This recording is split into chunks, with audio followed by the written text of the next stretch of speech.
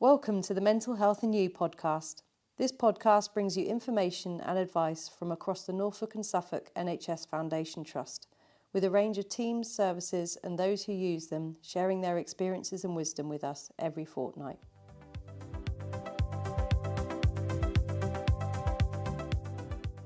I'm going to go around the room and get people to introduce themselves and give you their name and what their experience is and whether they've served in the forces, and then we'll start discussing what we're going to discuss today.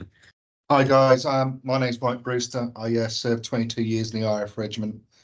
I've had only experience of working alongside and being supported by NSFT Veterans Service.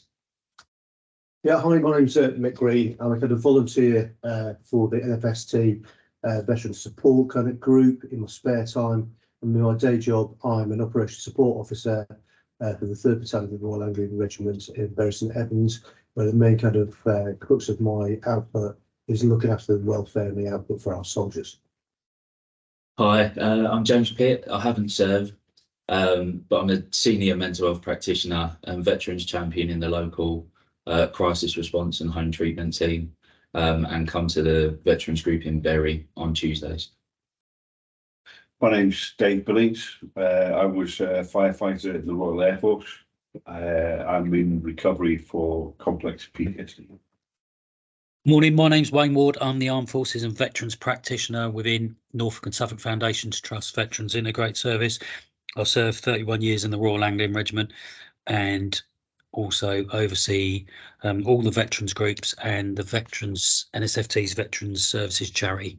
Yeah, and that's about it. That's all of us here today. So today we're going to firstly talk about lessons learned from things we've done in the past around NSFT Veteran Services and all the events we've laid on. So moving on, Mick, if you could pick out a lesson learned, what do you think that'd be?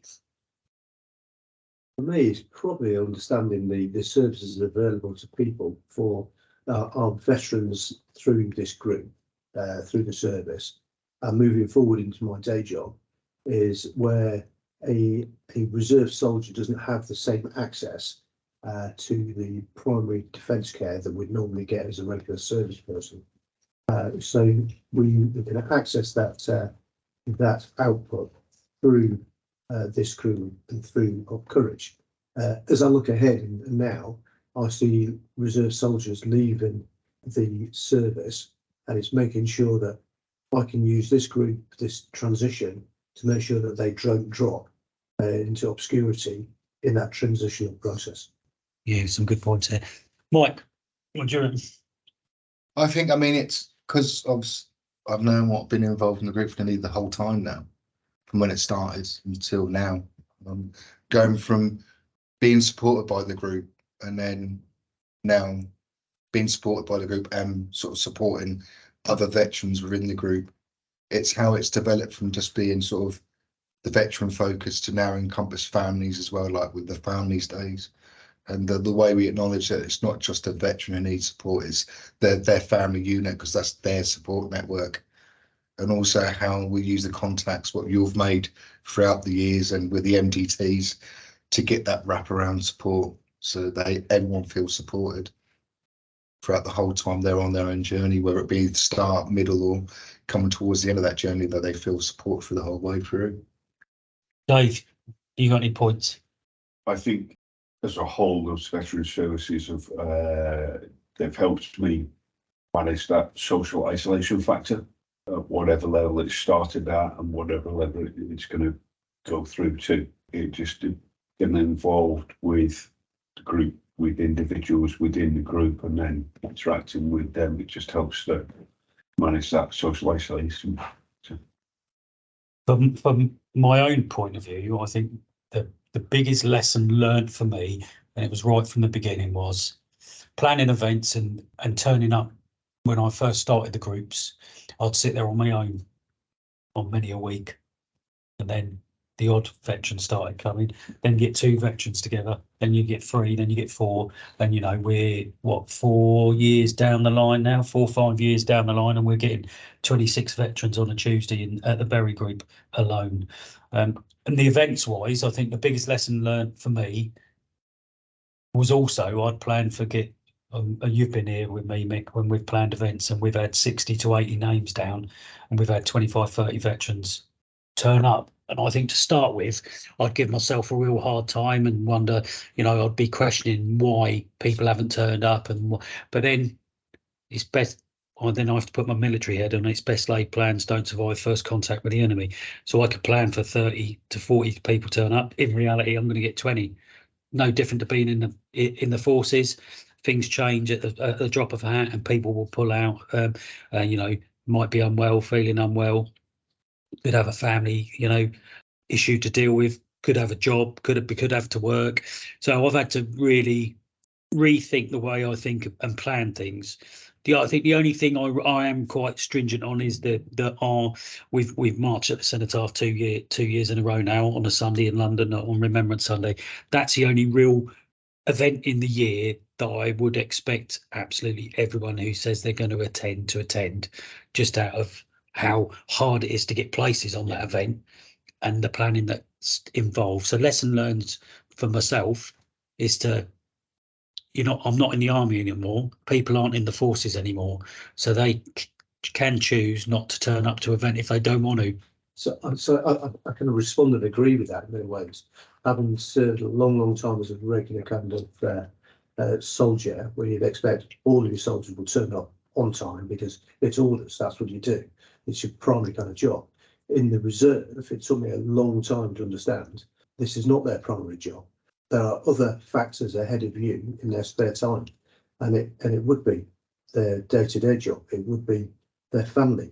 It could be that I have another interest outside that trumps their spare time being utilised in the reserve. And I think likewise, what you need to do is then stop what you're doing with your regular soldier's head. And we have been taught for many a year not to set patterns. Well, actually, in doing what we're doing in this group and the reserve, that's absolutely what you must do. Yeah. You set that pattern and you keep to it. So when people do have the spare time to be able to attend that event or attend that meeting, it is still happening. And then you'll see gradually over time, your group will grow. That's a really good point, because when you think about it, Dave and I went to the Sudbury group, the NSFT Veterans Wellbeing Support Group in Sudbury yesterday, didn't we? Mm-hmm. There was only Dave, myself, and another fellow veteran there. But most weeks, there'd be 6 to 8 veterans there sometimes. But it ebbs and flows, and I have to almost reset and turn my soldier brain off. And it's okay that you might get a week where no one turns up. That's all right. But the bottom line is all these groups and events must carry on, because at some point someone's going to really rely on that event or that group happening, and they don't want to rock up and know, oh, sorry, we've been that because no one was turning up. It's keeping the momentum going, keep the groups going, keep the events going. Yeah, because one person, it might take you that time to have the confidence to build, to present to that group. Yeah. And they'll find out secondhand through a friend of a friend and knowledge about that group, and then actually get into the group completely different. Yeah. That takes an amount of courage. I think I could add on to that as well. It's also, it can be an early warning system as well. If people are struggling, because if at the group week on week without fail, attending every event without fail, and then they don't, it gives us that, okay, maybe they're not so well at the moment and not saying, and then the phone calls can be made to make sure they are supported if they are unwell at that point.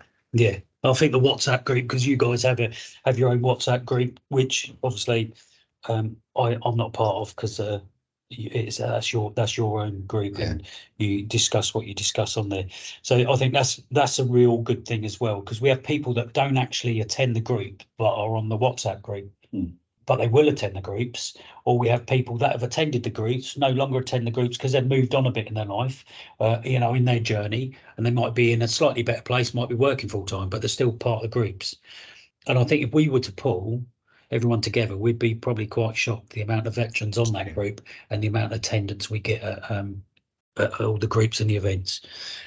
So moving forward, next steps, I think we were all talking before we started recording that we've obviously linked in with veterans, and then we have our Families Day in the summer or at the end of summer, you know, I think it's September, August time, isn't it? August, September time. I think we need to just maybe use what we've got with the families event and engage the veteran community as, i.e. the veterans, partner, children, and do maybe another couple of events a year as a family days. I think because that's really quite a good one, but maybe do it on a Saturday or a Sunday. Yeah. And so we are picking up, we get a bit more attendance because having them during the week is okay for the people that can get the time off or don't work. So maybe we need to look at that. I don't know if anyone else has. I mean, I've seen the benefits that the group has had on my own children. I mean, when you first started, and when I first joined the group, a lot of time I brought my son with me or my youngest daughter at the time, and it's how it's coming to the group and seeing me change has actually helped them build their resilience as well. Yeah. And how they become more accepting of other people's conditions and disabilities. I mean, we've taken to events before with other charities, and there's servicemen there missing limbs, and they don't bat an eyelid, where other children would be quite put off by it or afraid of it, or their parents are afraid to answer that question of how that happened. Yeah. Where my children are quite resilient to it and accepting of it, which actually develops them and makes them a better rounded individual as well. So it has that knock-on effect. Yeah, a good point there. It's that opportunity that people who have that secondary effect of PTSD or living with somebody who has PTSD to meet other people who have that shared experience. Yeah. And it's just, as we've all seen it, we bump into somebody who's had a shared experience similar to us, whether it's serving in the forces or whether it's an incident that's caused PTSD. Just knowing that somebody else is on the same level and has had a similar sort of experience can help them. And I think those family days can offer that opportunity to people within our own family units. Mm. Yeah, definitely. I think the families days are one of the probably the laughter at a families day and getting everyone together. And I think perhaps, you know, we keep our events like we do. We keep the same time roughly every year. We just chuck in another couple of families days because we're very lucky. We've got local places that will support us and give us free entry, and we can do that. So perhaps we do that and we look at maybe flicking that and we'll have a couple of more 2 or 3 families events throughout the year, but have them on a Saturday or a Sunday, and we'll touch base and obviously we'll come up with that. The events itself, I think the events are really, really good. We just need to work out what we're going to do for Armed Forces Week or Day this year. We're going to go away for 2 days with the money we've raised. I think we've got about £3,500 in the pot, so we're going to look at going away for 2 days and do a bit of mountain biking, rock climbing, abseiling, a normal stroll for people who can't physically manage that. Have a base where we can base out of. Predominantly, the vast majority of our kind of events have been anchored in Suffolk, and that's probably because we're anchored in Suffolk. Do we need to expand this, given the footprint of NFST into Norfolk? Yeah, so we're going to so some of the group members that come to the events are from the Norwich group, yeah. Norfolk. So it may be a case of, you know, or 2 days away we do out of Norfolk and Suffolk, because not being funny, we ain't going to get the ability to do a lot of rock climbing and abseiling in Norfolk and Suffolk. So yeah, we're going to have to pretty much move that, and maybe we'll take over one of these little holiday places or something for a couple of days. If they've got a house, we need a building as a base so we can all get a good night's sleep and keep warm and dry, and then we'll start planning that in the new year. So moving forward, you up? Some sort of hotel then? Well, no, it's only if you RAF guys want to look into. You would say that because you check in, not digging. Yeah. So if you want to, we tried to write a list of things we were going to discuss before we started recording. So one of the points we've come up with from going around the table sort of thing is the support you yourself or your organisation has got from NSFT Veteran Services, whether that's, you know, from the wellbeing support groups, from the family, the charity side, or from signposting or whatever. So I'm going to go round and ask people to talk about their experiences one by one. So, Mike.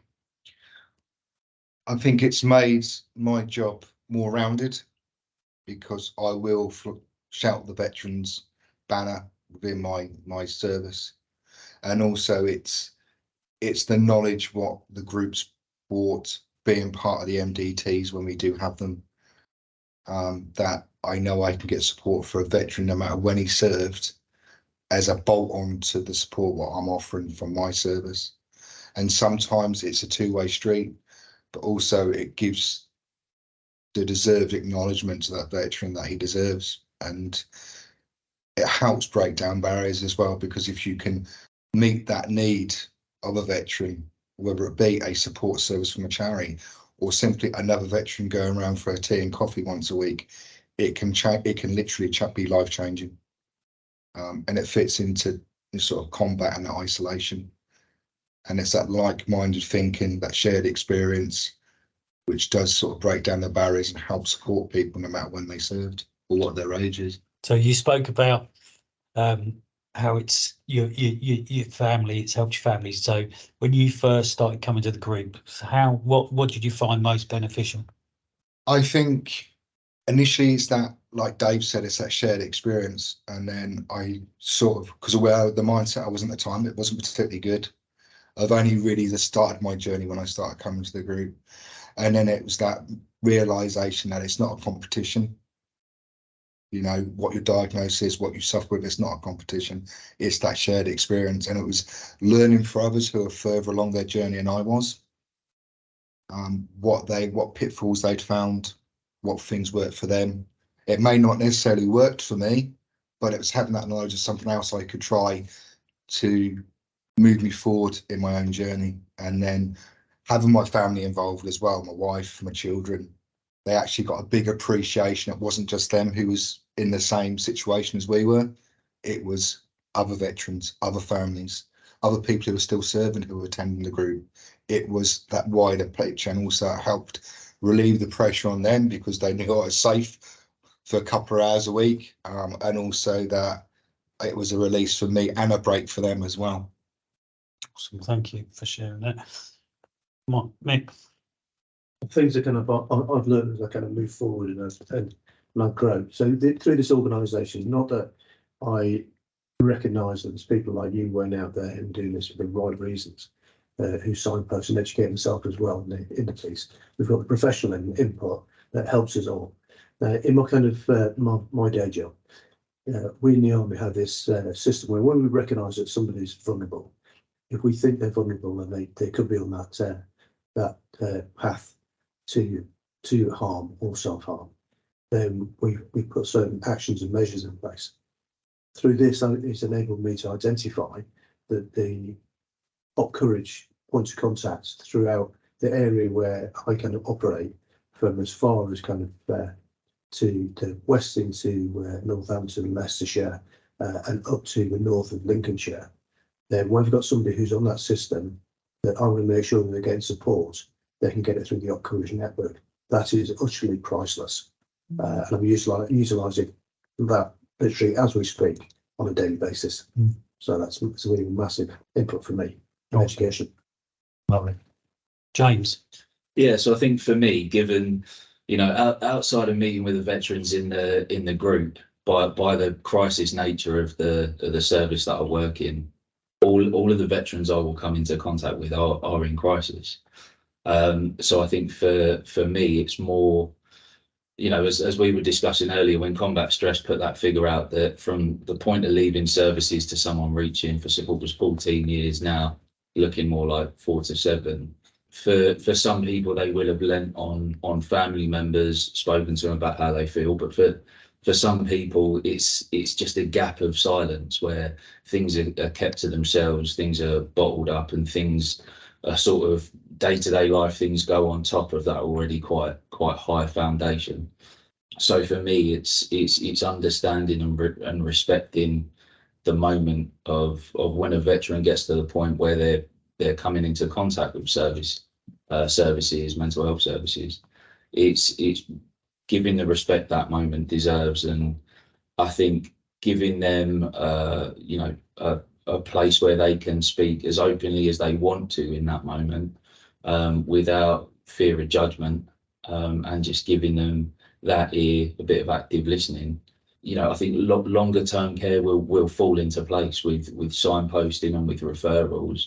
But I think for me, in that first point of contact, you can colour a person's perspective of services. Because if you sit there and try telling them this is how it's going to be, and this is what we do, this is what we don't do, you'll put someone off, whether they're a veteran or not. So I think to sit there and enable them to speak openly, I think sets someone off on that journey, by where in some respects it's testing the waters. I'm gonna speak to you about how I feel. I'm gonna speak to you about some of my experiences, and if that goes well, I think you can give someone the confidence to keep that momentum moving forward. So for me, that's what it's about. Awesome. Setting someone off on that path to recovery. Yeah. And then just seeing how they get on along the way. Yeah. Dave, James. I think it offers that safe space where you can just be, and there's going to be people there, whether those people are there or engaged in a sort of official capacity, or whether they're group members. There's always going to be somebody there who's got an eye out and can see when things are going south for you, and they'll just do a check-in. On the flip side of that, you're going to be, or I'm going to be, one of those people that is keeping an eye out for other people. Offering that supportive element to somebody else is positive for me, and helps me with my own recovery.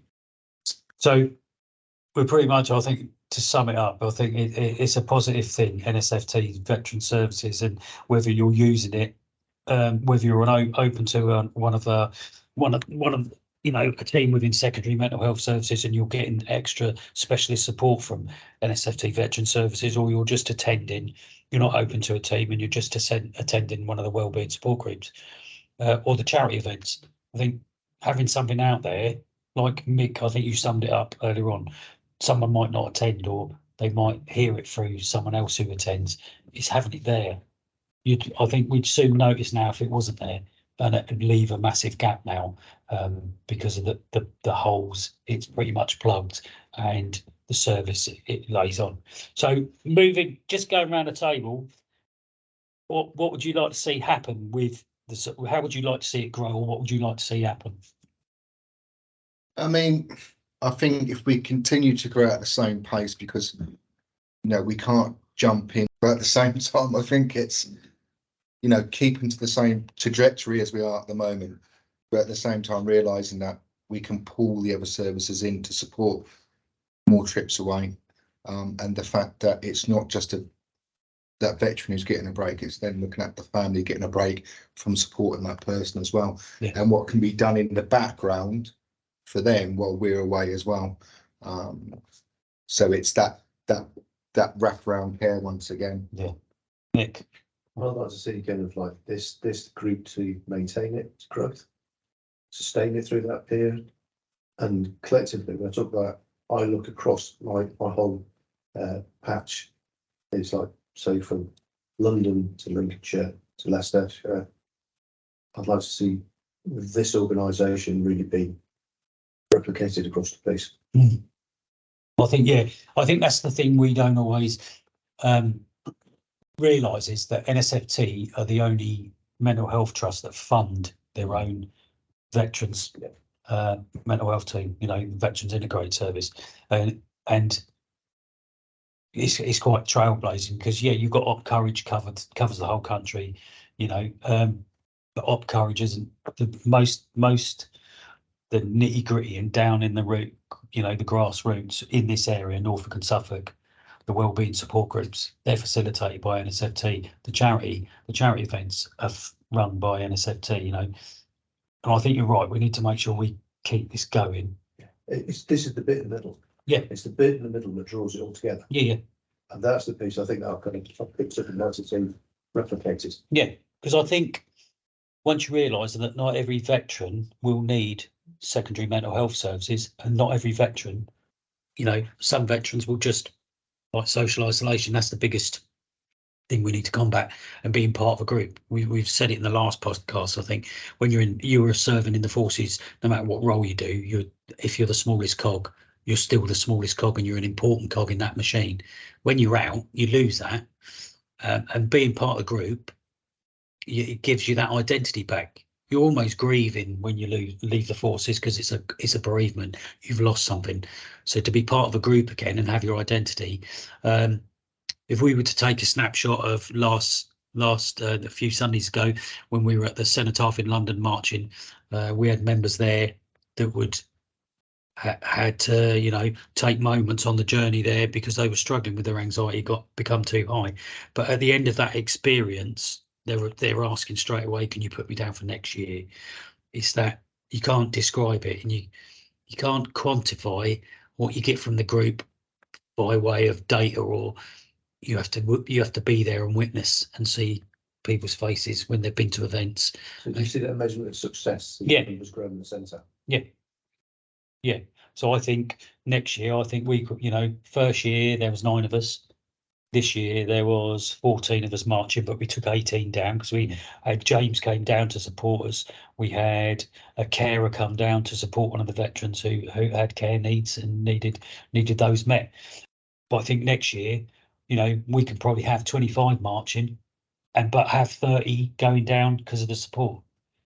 I'd be interested to say that we're all in a lot of organisations that were led by data. Yeah. I'd love to be able to see that the growth of the group. Yeah. How that affects. There's a correlation between the two. Yeah. Because if there is, that would indicate there's the evidence there to grow this. Yeah. I mean, I think the group gives us that. For me, certainly. I mean, we're all the veterans amongst us. We know when we transfer into back to civilian life, it's that keeping that dark humour at bay, keeping that banter at bay, because it can be classed as quite offensive. But when you're in the safe space as the group, it's revisiting that old banter, what you used to have with comrades you serve with, that level of humour, and also that safe space to do it and have that hour to hour, sort of blowout, so to speak, or relaxation period. Well, I think watching you and your family, for me, it's quite nice, because that's like the veterans group is another family for your family, but that family includes your kids. Your kids are part of that veterans group as well, which is really nice. I think you can't buy that. No, it just happens naturally. And you It's can't either there or it's quantify not. either. Yeah. It's there's a lot of talk in the media these days about resilience. And yes, my children have to be resilient because the journey I've been on and the things when they've witnessed me at almost crisis point. Yes, that's, it's been shocking for them. However, we're all gone on a journey. It's not just me, and we're all now stronger for it, including them. That's really nice. That's really nice to hear. James, you got anything you want to add, or? Yeah, I think obviously, going to the groups and going down to London with you guys on Remembrance Sunday, wanting to see the progress be maintained. I think you'll agree that I think the progress was hard starting. So I think to maintain that progress would be wonderful.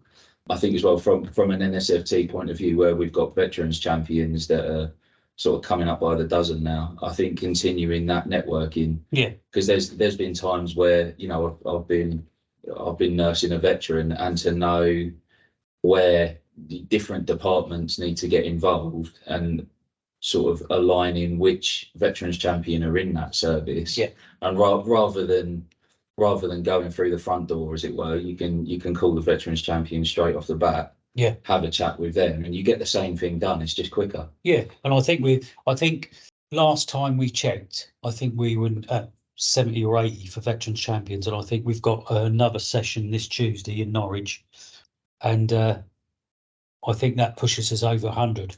So that's not bad going in a year and a half. And I think the more there are in different fields, both within and outside of NSFT. I think it just aids that networking and lends itself to a smoother transition for veterans that are involved with services. Yeah, and I think you know, there are plans afoot where we're talking to other trusts, and because we do groundbreaking stuff with the veterans awareness training, there is scope for, you know, I go and deliver veterans awareness training to EPA, but there's scopes for me to go and do that to other you know, organisations. But I think you're right. It's the old adage, isn't it? It's not what you know, it's who you know. So if you know a veterans champion, you'll talk to them. They'll say, yeah, not a problem. Send it to me, James. Bang, bang, bang. Done and dusted. And that's how it should be. And that's you're also what you should be proud of is you're also your point of contact for your team, and people know you're the veterans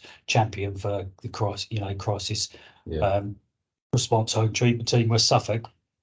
And people also know you're proud to be that veterans champion, which is really nice. And you slot. The nice thing for us as a group, you slot into the group, and you might as well have served, because people just, you're part of the group now, which is really nice. Dave. Correct me if I'm wrong, but I think you recognise the biggest growth that we've seen in the group is off the back of those events where we've been present or represented in the community. Yeah. And I think there's definitely a need. If Bury has this many people coming to our group, 26 plus people, there's other towns out there, there's other locations out there where there's those veterans that might need or appreciate that involvement, that engagement. Yeah, I think the only limitation on that would be because there's only so many, because obviously working within the team, the main role is to support veterans who are in crisis or need support. So the groups are, you'd almost have to, we have one group a day, one group a week in different locations across Norfolk and Suffolk. So we just need to work out a way to publicise that. And whether we go to that town and we speak to the local council, and every month or something we go and do an event, have a pop-up 10, and we can in different locations. Absolutely. But also from there as well, why is Norfolk and Suffolk the only trust that has this veteran support? Why isn't it national? If it works, I think it's one of the things. We can see the evidence here that it works. And you think about, if you think logistically about Norfolk and Suffolk, we've got a high amount of military bases within Norfolk and Suffolk, and also Norfolk and Suffolk is the home of the Royal Anglian Regiment. So, you know, Bury St Edmunds is their regimental home. You've got they're your local infantry battalion, cover the whole of East Anglia. So we've got a vast amount of veterans live in East Anglia, and that's known. It's also there was a need for that, so you can't really, and we can't really comment on why other trusts haven't gone it, because they're other trusts. So what, you know, it's, but I think like it's anything, when it first starts off as a learning process, then once it becomes successful and the data is there to say it's successful, which sometimes you can't collect the data, and then other trusts become interested, and then they adapt the model to fit their area. Yeah. And I mean, like you say, and you know, in Norfolk and Suffolk, we've got some of the biggest training areas as well. Yeah. So other units come here, like, you know, soldiers, you know, servicemen, servicewomen come here and they like the area, and they decide when they leave service they want to stay in this area. So it is that as well. Yeah. So we're going to do more of these. So we'll just come up with, we'll do another one. But I'd like to thank everyone for coming today. And anyone got anything they'd want to add before we finish? Anything that you want to say, or about veterans or services? I'd just like to say, you know, for those who are listening to this, if they feel they need a support, by all means reach out. I mean, and also don't be afraid to not relying on the service. Yes, it's, you know, a good service, and sometimes it is hard to access, but don't be afraid to engage with it, and also look at other alternatives what are out there as well. to support you in your own journey. It's not just one service, there's a wraparound service. You need to involve who you need to involve in your own journey. Yeah, good point. Anyone else? Yeah, like just to add on what Mike said, if you are a veteran and you're struggling and you feel you need support, you can self-refer to Op Courage via Mental Health Matters on 0300 034 9991. But if you're open to a community mental health team and you work in the trust, you can ask to be referred to Veterans Integrated Service.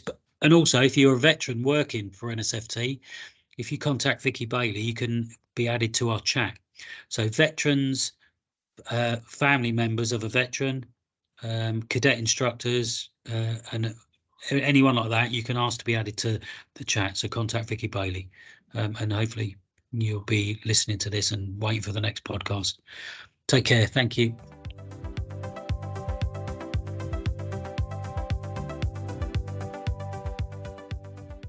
Thanks for listening. Please subscribe to make sure you don't miss a future episode.